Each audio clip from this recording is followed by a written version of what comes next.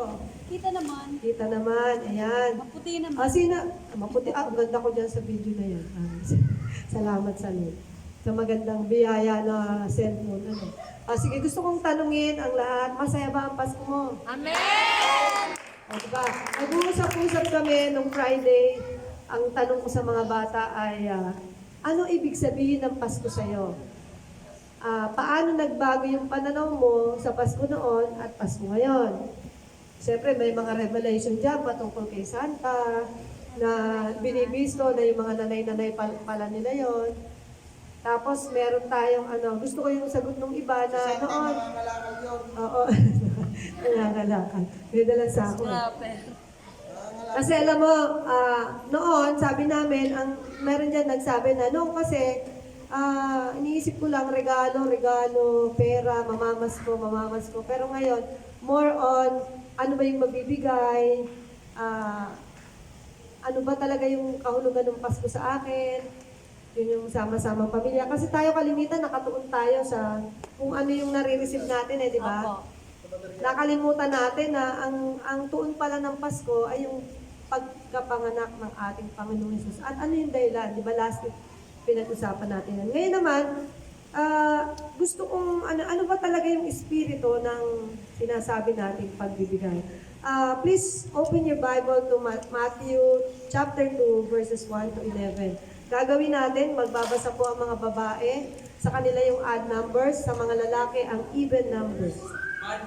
Matthew chapter 2, verses 1 to 11. Add numbers po sa babae. Odd numbers sa mga babae. Dapat may hawak na mic si Makmak para sa mga lalaki na Okay. Hindi siya makakapagawa kasi Okay, sige. Lakasan na lang po natin, malakas naman. Kita ba ni Brother Norman ng, bigyan natin ng mic si Brother Norman? Hindi din makita. Ang hirap nga, ako nahirapan din, sige. Sige po, tayo po yung magsitayo at basahin natin ang salita. Bigyan. Electric fan. Nakalong sila. Electric fan.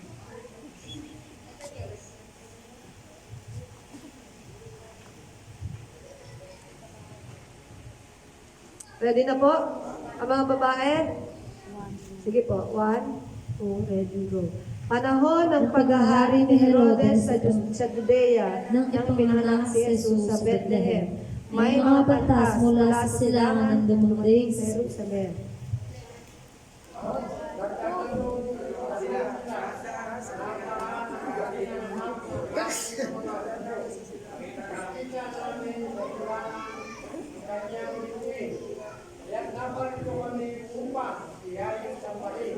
Nang mabalitaan ito ni Haring Herodes, siya'y naligalig, gayon din ang buong Jerusalem.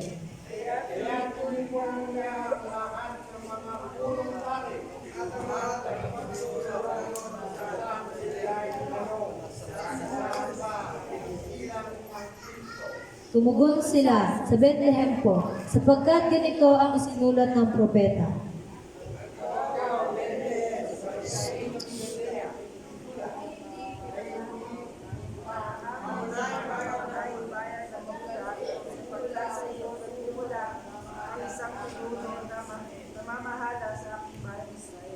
Nang mabatid ito, palihim na ipinatawag ni Herodes ang mga pantas at inus kung kailan lumitaw ang bituin.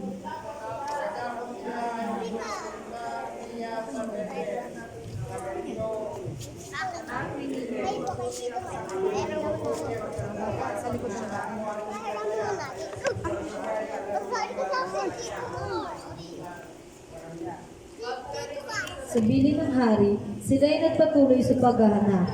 Ang bituin na nangunguna sa kanila mula sa silangan ay tumigil sa tapat ng kinaroroonan ng bata.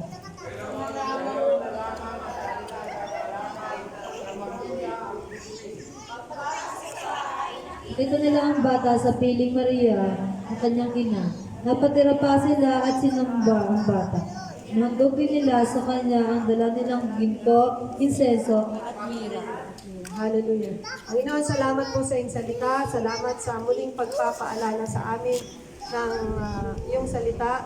At hayaan mo, Panginoon, na mabuksan na aming isip, ang aming puso sa mensahe mo ngayong umagang ito. Mangusap ka, O Diyos, ito'y aming samot-dalangin sa pangalan ni Jesus. Ayan. Sige, medyo ayusin natin ng konti ito, baka mata. Bawal pong dadaan dito ang bata. Bunso, bawal dumaan ang bata. At ako, bawal dumaan. Bawal nga dumaan. Hindi ka nakikinig. Doon daan. Ayan, sige po, ready na tayo. Sino dito yung mahilig magregalo? Ayun.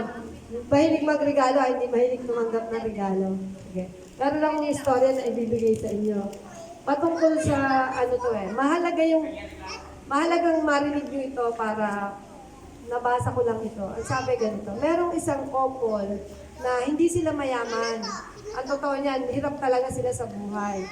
At itong asawang lalaki ay laging nakatingin sa kanyang asawang babae. Kasi ang ganda ng buhok ng asawa niya, mahaba, para kay Mami Lea Dark. At ay isip niya, gusto kong bigyan ng aking asawa ng napakagandang suklay, tapos may palawit pa. Ganun yung iniisip niya. Suklay na may palawit. Yung mamahalin suklay, hindi ordinaryong suklay. Tapos itong kanyang asawa naman, nakatingin sa relo ng asawa niya. Sabi niya, luma na yung bracelet ng asawa ko. Gusto ko siyang ibili ng bracelet na maganda. Kung talagang mamahalin, di man yung relo, yung man ng bracelet, ganun sila kahirap. Pero itong mag-asawang to, sabi, paano ko kaya ito gagawin? Di siyempre, haba ng buhok ng babae. Narinig na to ni Mami Monet. Feeling ko. Alam mo kung anong ginawa ng babae? Di ba uso yung binibenta yung buhok? Pinaputol niya yung buhok para mabili niya yung regalo para sa asawa niya. Tapos yung asawa naman niya, isinanla yung kanyang relo para naman maibili niya na magandang suklay yung kanyang asawa. Tapos nung sila yung nakita, eto na, New Year's, Christmas Eve na, pagtingin ng isa, wala ang relo. Nagpagupit ang asawa ko. May say-say ba yung regalo sa pagkakataon na yon? Wala, di ba? Pero anong mensahe doon? Ginawa nila yon, nagsakripisyo sila para mabigay yung gusto nila, gusto nilang ibigay sa mahal nila. Di ba? Alam mo yung gusto mong ibigay yung the best para dun sa taong mahal mo. Pero sa panahon na yun, walang say-say yun eh. Pero anong mahalaga doon? Ang mahalaga doon, unusable yun, pero hahaba pa rin naman ang buhok. At makakaipon pa rin sila ng pera para makuha yung isinang na relo. Anong espiritu ng pagbibigay lang? Yung tunay na espiritu ng pagbibigay, ay yung ibibigay mo yung the best. Yung bang tipong gagastahan mo talaga. Diba? Sino yung kasama ko na bumili ng gift? Ganito yung pag-uusap namin eh. Ito yung gusto kong bilhin na regalo. Bakit yan ang gusto mong bilhin na regalo? Kasi gustong gusto ko ito. Di ba pag magbibigay ka, minsan yung ibinibigay mo kung ano yung gusto mo. Di ba yung parang, gusto ko talaga to eh. At minsan napapaisip ako, bakit kaya kong magbigay ng ganito kamahal sa iba, pero pag para sa sarili ko, parang, Sayang. Dadampot ako, sasabihin ko, magkano yan? Ay, hindi maganda yan. Pero pagka magbibigay ako sa iba, hindi dapat mamurahin. Bibigay mo na rin lang yung the best na, di ba? So, ganun dapat yung espiritu ng ating pagbibigay. Para sa lahat, ano ba talaga yung Pasko? Naka-freeze. Ano yung impact sa'yo ng Pasko? Napakarami mo bang balita ko dyan? May mga nakalibo sa kanilang mga pamamasko. Yung iba dyan, napamilk tea ako. Yung iba dyan, nangako ng milk tea, hindi talaga makaget over. Nangako na ng milk tea, nangako pa ng takoyaki. Grabe. Hindi ako makaget over doon. Meron pa namang ilang araw. Meron pang mamaya, meron pang bukas. Yan. Ang pamagat po ng ating mensahe ngayon ay regalo. Regalo. Excited ka ba pag may bubuksan ka regalo? Excited ka ba? Ano kaya to? Ano kaya tong laman na to? At kung minsan, yung hindi mo inaasahan na regalo sa'yo, ayun yung matatanggap mo at maluluha-luha ka, di ba? Ay, grabe, ang ganda nito. Pangarap ko talagang magkaroon nito. Yan. Ngayon, sa ating istorya, nakita natin na merong Hindi po ito hindi biblical yung tatlong hari na sinasabi, tatlo lang, hindi. Ito ay mga wise men, mga pantas, nakalagay dyan sa Bible, mga pantas. So, meron mga pantas at yung kanilang mga regalo may kinalaman dun sa baby Jesus. Kung ito ay hindi mga nabulungan ng Diyos, kung anong idadalin doon, anong ibibigay mo doon? Di naman nila kilala yon. Di man nila kilala yung ipapanganak. Ang totoo niya, nagtanong pa nga sila sa Haring Herodes, saan po ba dito? Itong may pinanganak na ganito. Pero sila willing to give. Hindi naman nila kilala eh. Di ba? Ang Pasko at pagbibigay, magkasama yan. Amen. Pagka walang regalo, Pasko ba yan? Pasko mo bang masasabi? Pag wala kang binigay, wala kang natanggap, parang hindi Pasko, di ba? Anong saysay nun? Yung nandun ka lang sa isang sulok ng mundo, wala ka man lang natanggap na regalo. Anong tawag mo doon? Hindi Pasko yun. Dahil ang Pasko, pagbibigay. Amen po ba doon? So yan. Ano-ano ang mga niregalo ng mga... Ang sinabi lang dyan, merong tatlong nagbigay. Pero naniniwala ko na, siyempre, inutusan yan mga pantas, may ibibigay yan sa Lord. Pero ito yung tatlong pinakamahalaga na symbolic o may kahulugan. Una, gold. Aba, binigyan ng ginto. Ang ginto ay bagay sa isang hari. Amen po ba doon? Amen. Ang ipinanganak ay hari ng mga hari, Diyos ng mga Diyos.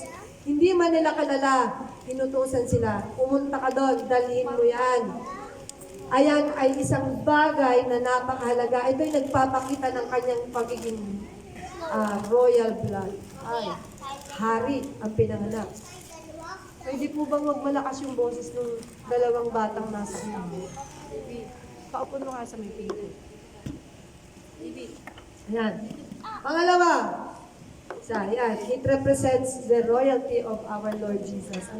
Pangalawa, bakit kaya ginto? Bakit ginto? Ang ginto, hindi tinatabla ng kalawang. Hindi nagrarust.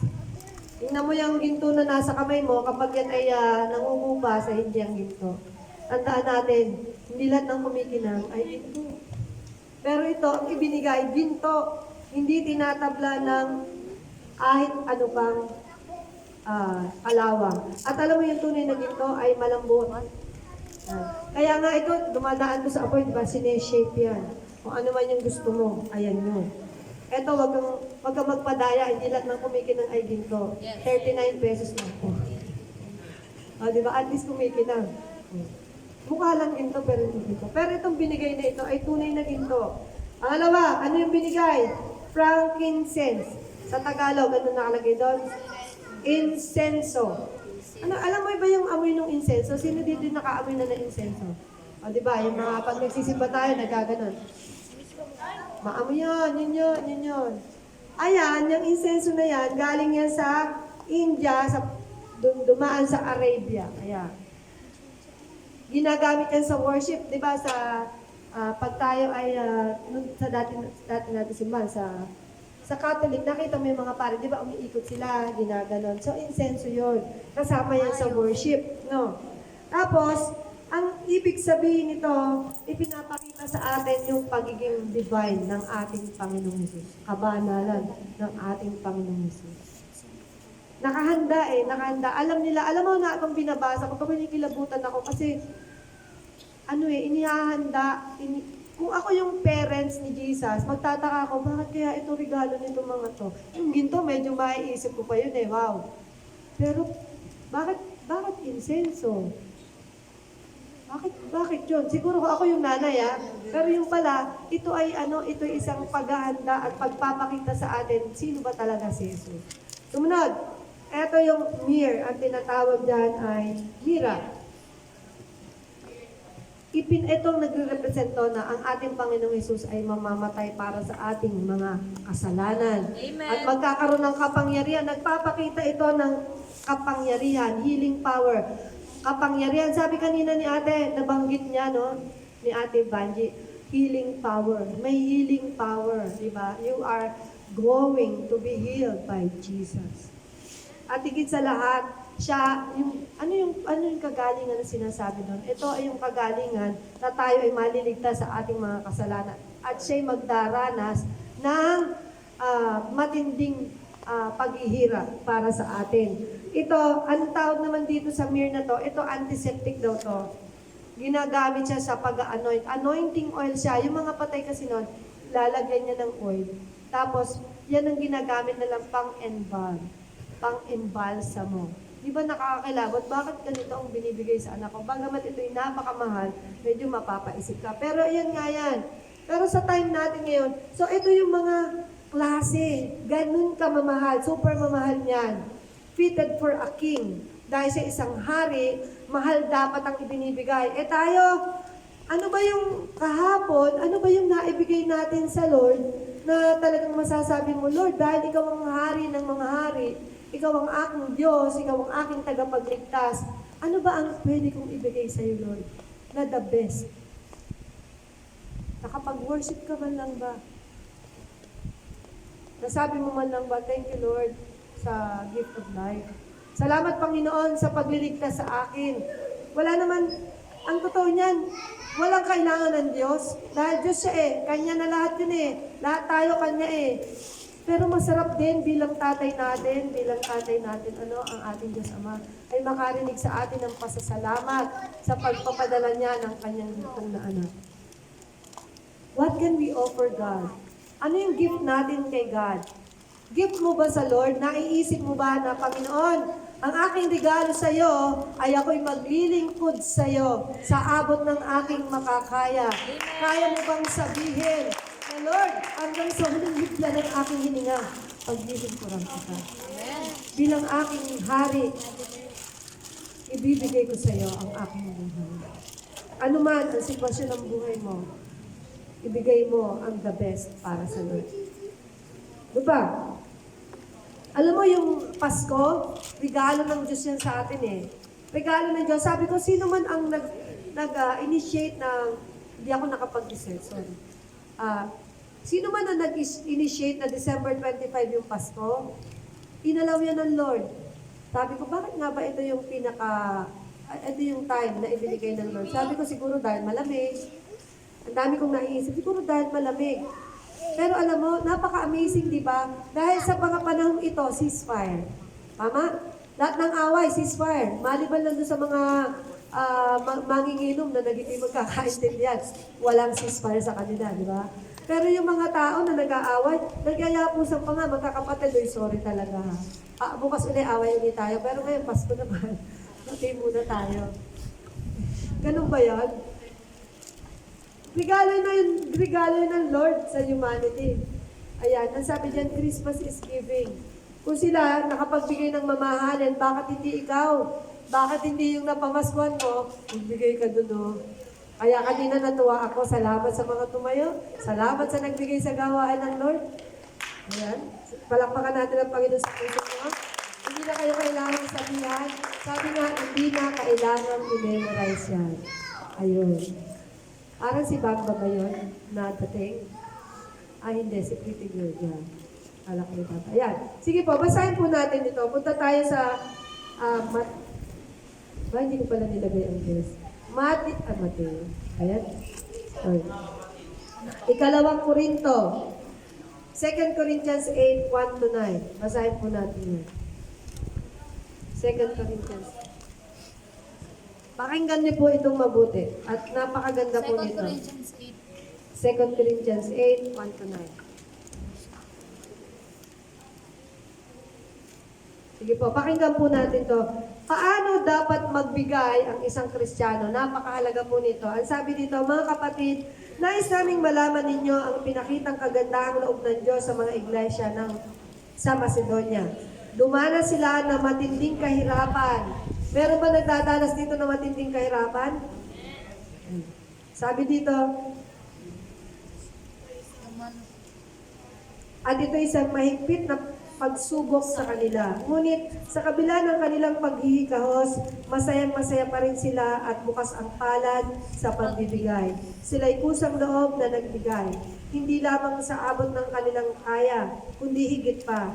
Alam ko ito sapagkat mahigpit nilang pinapakiusap sa amin na sila'y bigyan ng pagkakataong makatulong sa mga kapatid na nangangailangan. At higit pa sa inaasahan namin, ibibigay nila ang kanilang sarili, una sa Panginoon at pagkatapos sa amin ayon sa kalooban ng Diyos.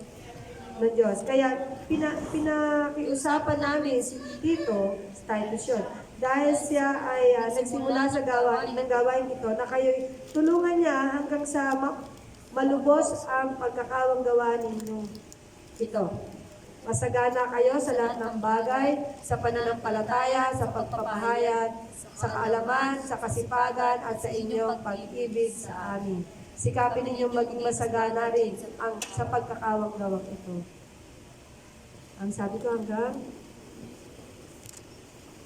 1 to 9. Tapos na ba? Ay, hindi pa. Hindi sa inyo utusan ko kayo. Sinasabi ko lamang sa inyo ang pagsisikap ng iba upang masubok ang katapatan ng inyong pag-ibig. Hindi kaila sa inyo ang nagandahang loob ng ating Panginoong Jesucristo na kahit na mayaman ay naging dukha upang maging mayaman kayo sa pamamagitan ng kanyang pangingimukha. Ano ang ibig sabihin nun? Si Jesus ay, hindi naman niya, nandun siya He was seated at the right hand of the Father. Nandun siya sa langit. Bakit kailangan niyang bumaba dito? Napakaganda ng regalo ng Diyos sa atin. Ibinigay niya yung kanyang buhay para tayo po ay maligtas. Ngayon, ang pinapakiusap ng Apostol Pablo sa mga hentil na katulad natin, magbigay tayo, nagbibigay sila sa sa mga Jews noong mga panahon na yon, nagbibigay sila sa gawain ng Diyos. Alam niyo, meron akong kaibigan na ganito. Pastora, sabi niya, Ate Gold, bibigyan kita ng ganito. Sabi ko, bakit? Sabi niya, pagbigyan mo naman ako para ma-bless naman kami. Sila ay nagbibigay, hindi lang yun dahil sa blessing na matatanggap nila, kundi ang paniwala nila, the more you give, the more you will receive. It may not be material things. Maaaring hindi ito mga material na bagay, pero kapatid, huwag kang matakot magbigay. Kahapon ay pinuntahan ako ng pinsan ko na taga Banlig ng Kalamba. Medyo malayo siya. At talaga yung, alam mo yung ramdam ko na yung pagyapos niya sa akin. Nalulungkot ako kasi hindi naman ako nakakuha ng pera kahapon. At unti lang yung pera ko nahawa. Pero alam mo yung kahalaga ng pagyakap, pati si Siopaw hinahanap ka, si Lani hinahanap ka. Sabi niya, ako ay pinapunta ni Eva nung birthday ko at binigyan niya ako. Alam mo yung kagalakan dun sa binibigyan mo na, alam mo na, ang liit lang naman na naiabot, pero kitang-kita mo yung joy, yung kagalakan sa puso nila na, ay naalala ko nito. Pero alam mo kung anong pinakamahalaga dun. Kahapon nakapag-share po ako ng salita ng Diyos at naipanalangin ko sila. Ang sabi ko, huwag kang mapagod na mag-hope. May pag-asa. Tapos nung pinanalangin ko, yung isa, si Ason, umiiyak siya. Sabi ko, Lord, ikaw ang may alam ng laman ng puso ng mga taong ito. Ikaw po ang magtakda ng oras na sila'y susunod sa iyo. Napaiyak sila. At yung isa sabi ko, sabi, salamat Gold. Sabi ko, hindi. Ako nagpapasalamat dahil ako yung dinalaw nyo na sa kabila ng matagal na panahon hindi natin pagkikita, hindi ako nawawala sa isip nyo. Kasi lagi nila naaalala si Mami kasi napunta sila kay Mami. Pag ganyan, pag walang pera si Mami, ganito, sasabihin na, akin na yung kamay mo. Susulatan yan, 100. O, ayan ha, may 100 ka sa akin. Tandaan mo yan, nagbibigay ko sa'yo. Sinusulatan niya yung kamay, kunyari, susulatan niya, 100. So, naalala nila yun. At nadala ko yun na kahit maliit, magbigay ka, kahit nga candy, magbigay ka. Pag ikay pinunta, lalo taga malayo, bigyan mo na, kasi kawawa. Kaya yung mga bata na mas ko sa akin kahapon, initihan ko lang, ko candy lang, tsaka toothbrush at toothpaste. Okay na yan?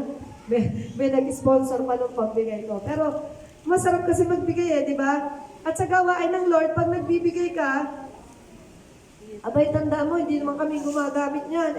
Sa gawain ng Lord, pambayad natin ng kuryente, pambili ng mga anik-anik, pambayad ng upa. Yan, binibless naman tayo ng Lord, hindi pa natin bayad yung kalahating buwan lang yung siningil sa atin for 2 months. For 2 months, kalahating buwan lang yung sinisingil sa atin, di ba? Blessing yun. Sa ibang churches, buo. O kaya 50% sa atin. 50%, pero 2 buwan. So, bali lumalabas, 25% a month lang binibigay. Kaya naman patuloy natin panalangin na may-ari ng building na to na ihigatan pa yung pagpapala. At malay mo naman, dumating ang pagkakataon, tayo ng may-ari ng building na to, huwag tayo manahang manalangin. Yeah. Alam mo, yung binigay sa'yo ng Lord, ano yan eh, buhay niya yan, binigay niya yan, walang kondisyon. Hindi siya nagreklamo.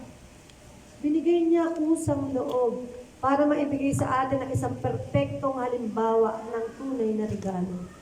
Ang tunay na regalo, may halaga yan. Sige, natanong natin, minsan ganito eh, sabi, magkano exchange gift? Ito, nasabi ko sa mga bata. Magkano exchange gift natin? Halagang 50 pesos po. Nato ko nun eh. Parang nakita ko to Parang 48 pesos lang to. Pambira, dos na lang, di pa dinagdagan. Tapos sabi naman, meron ako narinig, sabi, hindi, kasama dun yung wrapper, kaya 50 pesos na. Sige na nga, may lusot pa rin, Pero sabi ko, siguro dahil mahirap siya, gano'n. Pero ngayon, hindi pag naisip mo, ano ba yung dapat yung karakteristik ng regalo? Ay sabi nga, di ba, ang Diyos, bumaba siya, nagpakahirap siya para ikaw maging mayaman. Mayaman ka ba ngayon? Amen! Kahit di marami yung pera mo, pero may Diyos ka, mayaman ka kapatid. Amen! Dahil yung Diyos mo, may-ari ng lahat ng nakikita mo. At isang araw, pag gusto niya nang babawiin niya, isang iglap.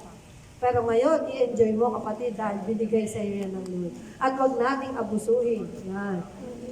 Ayan.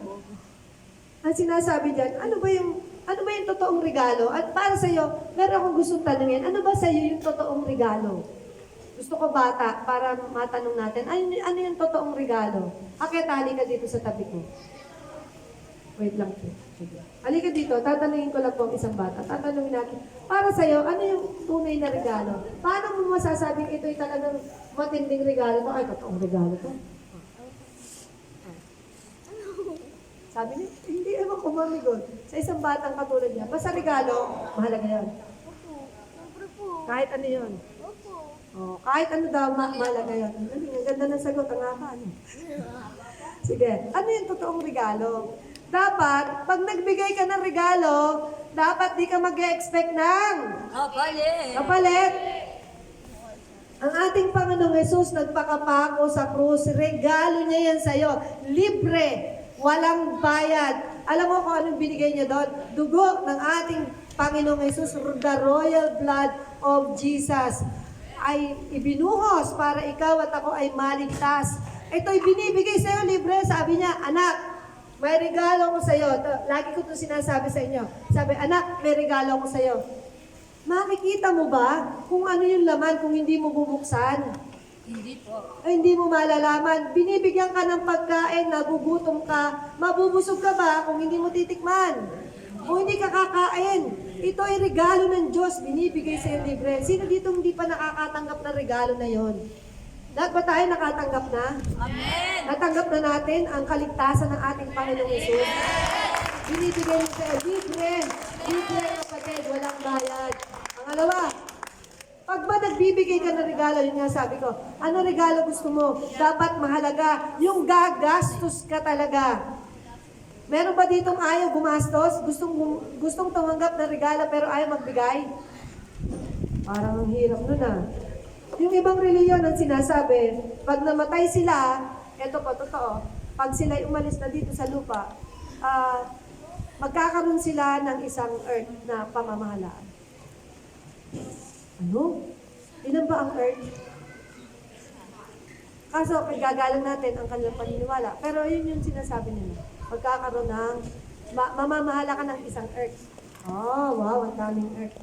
So, pag namatay ka, pag ikaw ay naging mahusay dito sa mundo, pag alis nila, pagpunta nila doon sa ibang earth, magiging malagyo sila. O, di ba? Pero tayo mga Kristiyano, ang sinasabi natin, meron tayong Diyos. Sabi ko nga dyan pakita natin sino yung mga Diyos dyan. Yan, totoong regalo. Ang sabi sa Ephesians 2:8-10, ayan ay regalo sa'yo ng Diyos. Tayo ay binigyan, grasya ng Diyos, hindi dahil sa ginawa mo, kundi dahil sa ginawa niya sa krus. Para walang pwedeng magyabang. Hindi mo pwedeng sabihin na, dahil naging magaling ako dito sa mundo, naging napakabait ko, sigurado sa langit ang punta ko. At yun nga, sabi na ibang paniniwala, ako'y magkakaroon ng papamahalaan pag ako'y nasa ibang earth na. Ay, naku. Sa ibang earth. Oo, sa ibang earth. Ayan. Kilala niyo ba yan? Sino yung mga yan? Si Buddha. Si Buddha, si Allah. At ang iba-iba pa nating mga idols. At sa amin sa India, ganyan, napakarami talagang mga Diyos. Ayan. Hamon yan para sa atin. Ano, dapat isipin natin, kung itong mga Diyos na ito, dumating sila sa lupa, ano, si Buddha. Lahat yan. Ang tanong, sila ba ay nabuhay na maguli? Nabuhay ba uli yan? Hindi. Walang iba na tao, na Diyos, na namatay at muling nabuhay. Hindi yung katahang isip. Hindi na kayo maghihintay. Dumating na ang tagapagligtas. Ang hihintayin mo na lang ay yung pagbabalik na ikaw ay isasama niya patungo sa kung saan ka nararapat at yan ay sa piling ng ating Diyos na nasa langit. Amen po ba yan?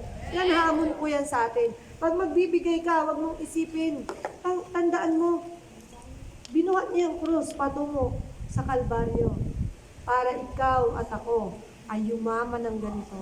Mayaman ka. Sabihin mo sa katabi mo, mayaman ako. Mayaman ako.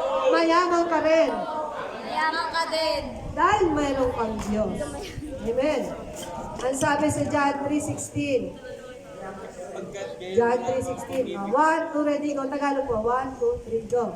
Pagkat kayo na lamang pag-ibig ng Diyos sa aming tauhan niya, ang kaisa-isang anak.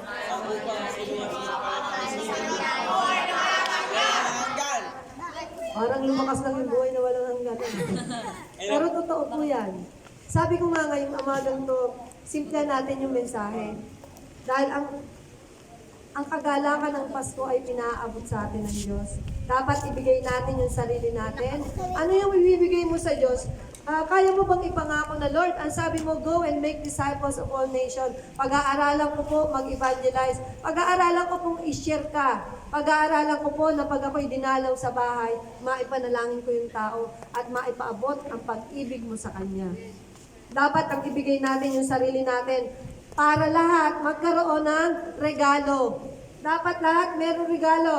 Dapat ma-share natin ang salita ng Diyos. Huwag kang mahiya. Sumama ka kung may Bible study. Sumama ka, kapatid. Meron akong papakita sa inyo. Ano nakikita niya?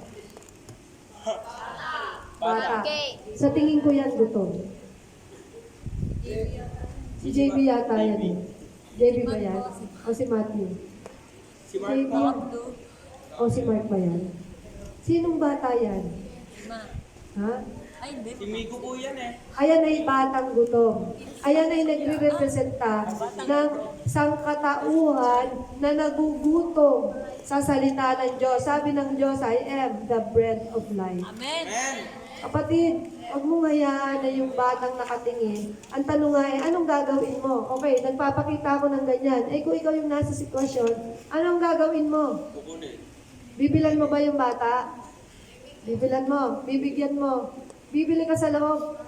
Kasi nakakaawa kung araw-araw mo nakikita ganyan ng bata, nakatingin, kailan kaya ako makakakain ito? Ganun din yun. Kailan ko kaya matitikman ang salita ng Diyos?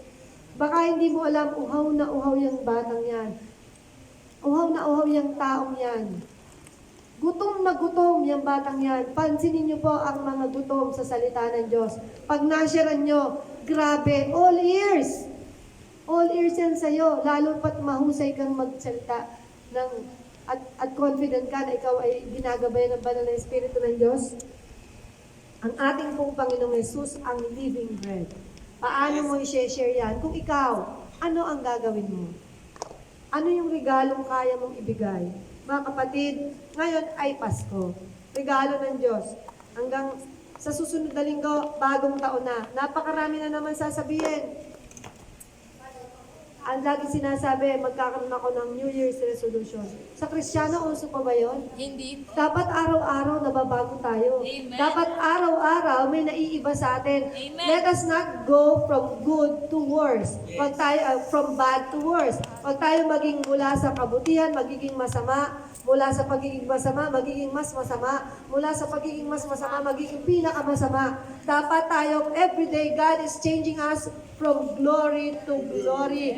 Baguhin ng Diyos ang puso ko, baguhin ng Diyos ang isip ko. At kapatid, ano man ang pinagdadaanan mo, tingin ka lang kay Jesus. Dahil meron siyang gagawin, meron siyang gagamitin ng mga tao, regalo sa iyo ng Diyos. Regalo sa iyo ng Diyos sa mga nasa paligid mo. Tingnan mo, sabihin mo, Lord, salamat po. Sa regalo mo.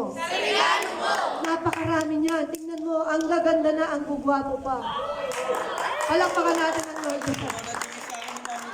Ay, masama daw yung tingin ko pagka sabi kong ang gugwapo. Masama nga yung Lord ko, no? Ang gugwapo at maganda. So, hindi po, ka. Sa paningin ng Diyos, tayo maganda at gwapo. So, ito yung regalo ng Diyos. Gamitin natin ng tama ang ibinigay sa iyo na regalo na buhay na walang hanggan.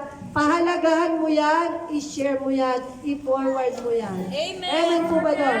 So, inihiling ko muli ang isang amazing love ng Diyos. Mami Eve, tinatawagan kita uli para pangunahan ng ating amin ngayon. Mami Jo, asan si Mama Jo?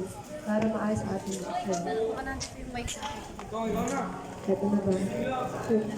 Ito. Salamat po, Panginoon. Kaya po ito maya. Kaya naman ang mic ko.